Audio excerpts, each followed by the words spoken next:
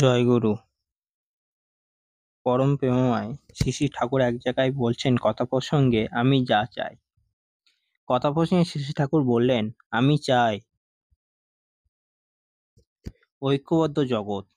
তার প্রাথমিক ধাপ হল ভারত ও পাকিস্তানের মানুষগুলোকে পরস্পরের মঙ্গলের জন্য বদ্ধপরিকর করে তোলা। ভারতেই পারবে জগৎকে বাঁচাতে, হিংসা পথে যাবে না।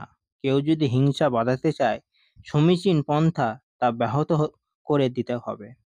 আমি যদি নাও থাকি, আমার বইগুলিতে সব পাবে। সেই অনুযায়ী যেখানে যা করণীয় তাই করবে। হাউল তুলতে পারে, বক্তৃতা দিতে পারে, ব্যক্তিগণির পিছনে লেগে থাকতে পারে, এমনতর ঐষ্টপ্রাণ নিরাশী নির্মম তপস্যাপরায়ণ লোক চাই, যাদের সংস্পর্শে মানুষগুলি সুকেন্দ্রিক হয়ে উঠবে।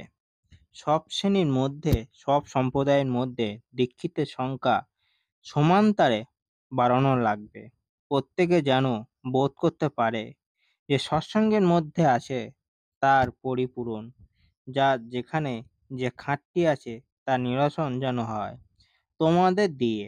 তোমরা যেন মনুষ্য জাতির বাঁচাবার রসদদার হয়ে উঠতে পারো। তখন দেখবে পরমপিতা নামে শয়ে শয়ে বৈশিষ্ট্যের উপর দাঁড়িয়ে কাতারে কাতারে মানুষ ঐক্যবদ্ধ হয়ে উঠছে।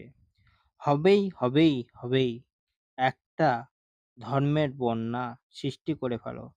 ধর্ম, অর্থ, কাম, মোক্ষ চতুর্বর্গ আপামর সাধারণকে আলিঙ্গন করবে।